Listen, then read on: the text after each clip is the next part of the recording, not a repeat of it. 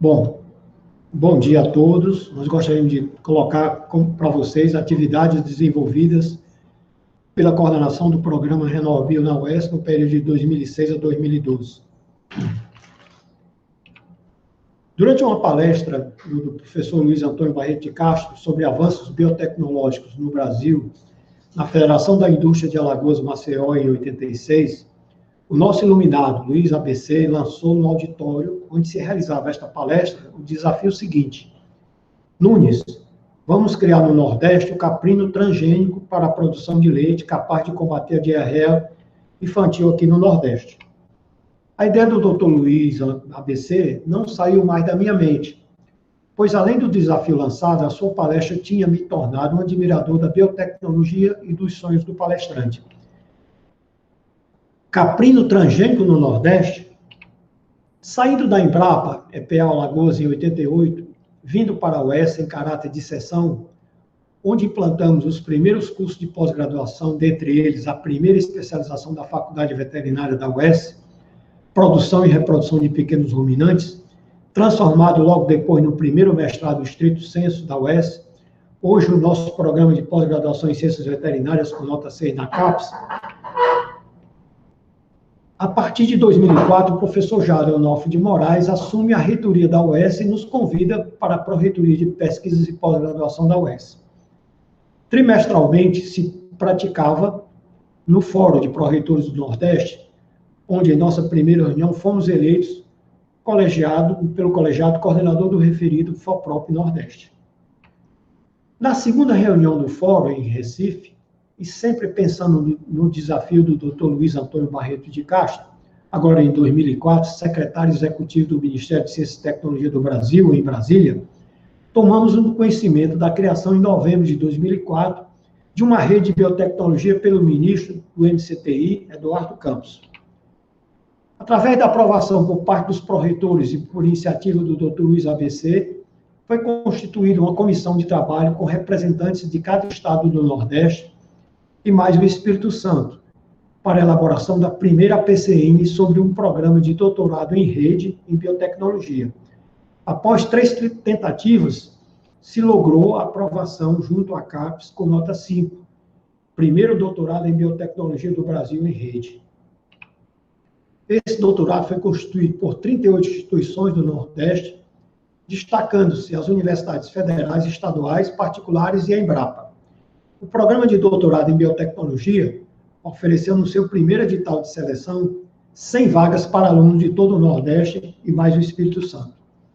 Em outubro de 2006, após a seleção dos alunos, foi proferida a aula inaugural em Teresina, Piauí, pelo ministro do MCTI, Sérgio Rezende, prestigiada por autoridades das instituições, e ainda o governador do Piauí, o Hélito Dias, o secretário executivo do MCTI, Dr. Luiz Antônio Barreto de Castro, o presidente do BNB, Pedro Lapa, e o reitor da UES, Jader Onofre de Moraes, e a nossa secretária executiva da RenovaBio, Dr. Paula Lenz, da qual eu dedico aqui nesse momento toda a eficácia de gestão da doutora Paula Lenz, a sua dedicação, por que não dizer, colocando o RenovaBio no seu devido lugar.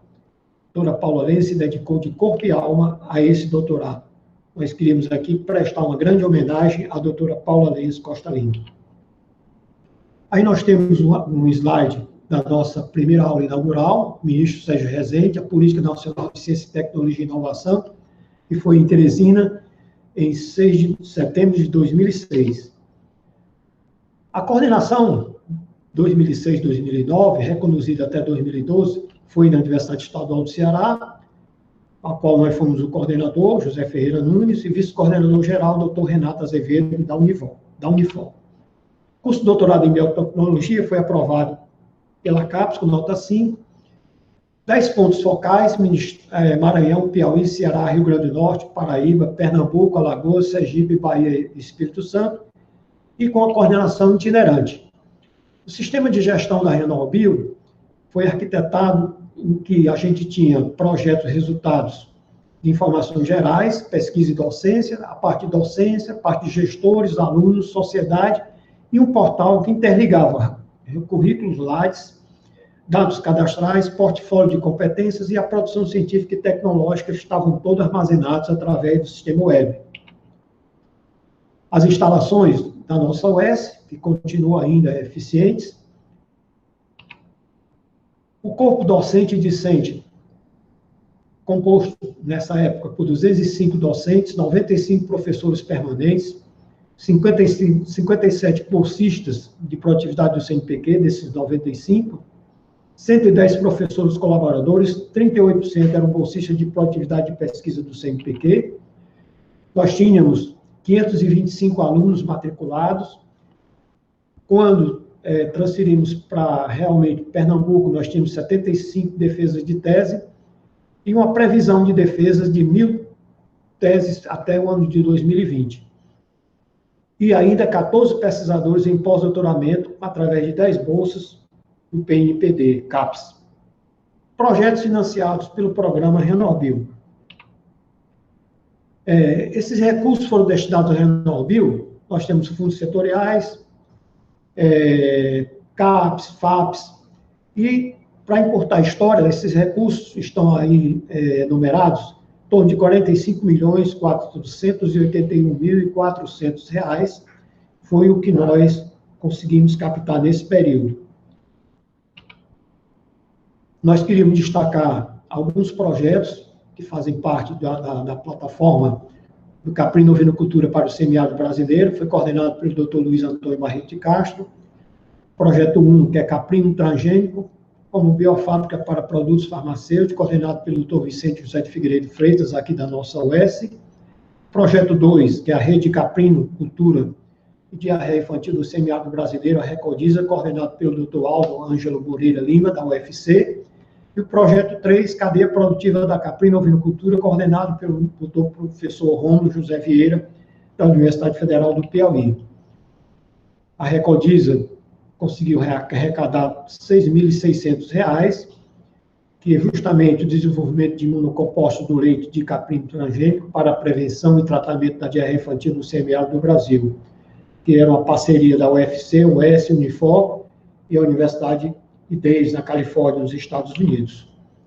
No final dessa nossa apresentação, destaca a concretização do nosso sonho e do Dr. Luiz Antônio Barreto de Castro, através do projeto Recodiza, que através do professor Vicente José de Figueiredo Freitas e do Dr. Marcelo Bertolini, da Unifor, logrou-se a produção dos primeiros caprinos transgênicos para a produção de leite, expressando e contendo as enzimas lactoferrina e lisozima, para amenizar e combater a mortalidade de crianças do semiárido do Brasil. Algumas tabelas em dados de 2006 a 2012 envolvendo as atividades da coordenação no Ceará. Nós temos aí número de publicações em periódicos dos docentes antes e após a criação do RenovaBio. Você vê que o gráfico azul, né, a legenda azul, antes do RenovaBio, até 2005, nós não tínhamos uma demanda muito grande, uma crescente criação, não só de docentes, mas também de patentes ligados à biotecnologia. Produtos biotecnológicos, a mesma atmosfera, o mesmo cenário, número de professores inventores, sempre aí nós temos um número de biotecnologias, depois do ano de 2006, 2007, com a crescência maior, né, até 2011, já com um período máximo, não só de alunos, mas também de inventores. A RenovaBio foi um bem necessário para essa cultura das patentes no Nordeste do Brasil. Durante os 6 anos de coordenador, gostaríamos de destacar a função da secretária executiva do programa, a professora doutora Paula Lenz Costa Lima, que de forma brilhante exerceu as funções administrativas e acadêmicas do RenovaBio, com dedicação e competência profissional, do início ao fim do período de coordenação no Ceará, tornando o programa referência no Brasil. Através de um vídeo produzido pela coordenação do Ceará, mostraremos os projetos gerados através de bioprocessos do nosso bioma Caatinga, destacando professores, alunos envolvidos em inovação tecnológica para o Nordeste. Obrigado. Em seguida, nós vamos assistir o vídeo.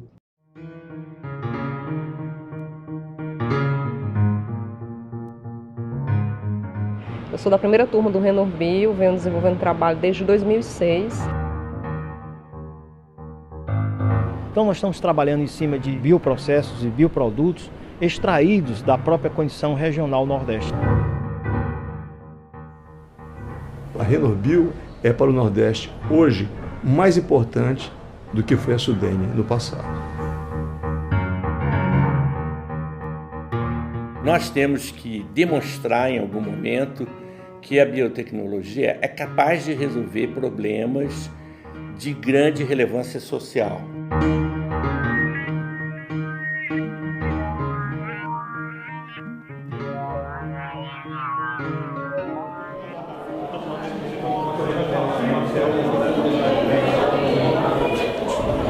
Esse momento é um momento muito importante para a universidade, para o mercado, para as empresas, para os alunos, para os professores. Ele vem celebrar um momento em que são depositadas patentes e, ao mesmo tempo, são licenciadas tecnologias. Quanto à água de coco em pó, ela tem um potencial de aplicação no mercado praticamente ilimitado. Ao exemplo, se aplica na área da medicina, na área da cosmética, na área da exploração. Então, a linguagem... O projeto Renorbio ele é bastante interessante no contexto do Nordeste por combinar competências de várias instituições e várias disciplinas. É o maior curso de biotecnologia que funciona no Brasil. E é um curso de biotecnologia para formar doutores, e ele tem um nível na CAPES muito alto. Nós vamos formar até o ano 2020, 1.000 doutores para a região. Isso aí é significativamente importante. O objetivo principal dos trabalhos desenvolvidos na Renorbio é um produto final que tem uma aplicação prática. Então, aqui no laboratório, nós estamos produzindo proteínas de interesse na área médica, usando um sistema vegetal. Eu sou aluno de doutorado no Renorbio e o meu projeto consiste na produção de caprinos transgênicos, né, que produzam no leite lactoferrina e lisozima humana. Então, o objetivo final, ele não é um objetivo comercial, ele é um objetivo social, ele é um objetivo com impacto que pode ter um impacto tremendo nessa região, principalmente no Nordeste e outras áreas do mundo, para a diminuição da mortalidade infantil pela diarreia e pela desnutrição. A minha primeira estudante, a Tessia Vieira Carvalho, que acabou de defender tese agora em dezembro de 2010, a tese dela, ela foi em cima do aproveitamento de resíduos de camarão. O Ceará é o segundo maior produtor de camarão no Brasil. E essa atividade gera muito resíduo. E esse resíduo era desperdiçado, gerando um impacto ambiental muito grande. Então, Tessia desenvolveu um processo, através de um processo biológico, um processo de fermentação biológica, com uma bactéria que nós isolamos de uma amostra regional de queijo. E essa bactéria se mostrou assim excepcional para transformar esses resíduos de camarão em um produto que tem um extremo valor comercial, que é a quitina. Então agora, a partir desse primeiro semestre, a gente vai começar já a produzir esses bioprodutos. O grupo todo trabalha nessa linha de identificação e formulação e preparação de feromônios para o uso na agricultura. A nossa pretensão é que ele seja usado como um método alternativo de controle realmente da praga que causa muitos danos à produção final de cana-de-açúcar. A nossa pesquisa ela é sobre um fitofármaco à base de um óleo essencial da planta colônia. Nós temos alguns relatos de casos bem significativos onde o paciente prostrado, com 7 meses de tratamento, ele andou. Isso significa dizer que é um medicamento que já tem nome para o comércio, que vai se chamar Ziglag, e que esse medicamento seria único no Brasil. Renorbio pode identificar substâncias que servem para a área farmacêutica, que serão biofármacos do futuro. É uma mostra de que o projeto ele veio para modificar a lógica da ciência no Nordeste. E isso não fica somente dentro da região Nordeste. Por exemplo, o nosso grupo em particular faz colaborações com outros grupos que também têm muita relevância científica na região de São Paulo, Rio Grande do Sul, Santa Catarina, Brasília, outras regiões do país. Agora, uma grande árvore, se ela for regada, se ela for vista como uma prioridade para o país, se ela for compreendida no seu futuro, se ela for fomentada, se ela for alimentada pela nação, pelo país, nós aí sim teremos uma solução para essa região baseada nas coisas da região, que envolvem desde os seus produtos naturais ao produto natural maior que o Nordeste tem, que é a inteligência. Então, hoje eu vejo que o Nordeste me parece o Eldorado do desenvolvimento científico hoje.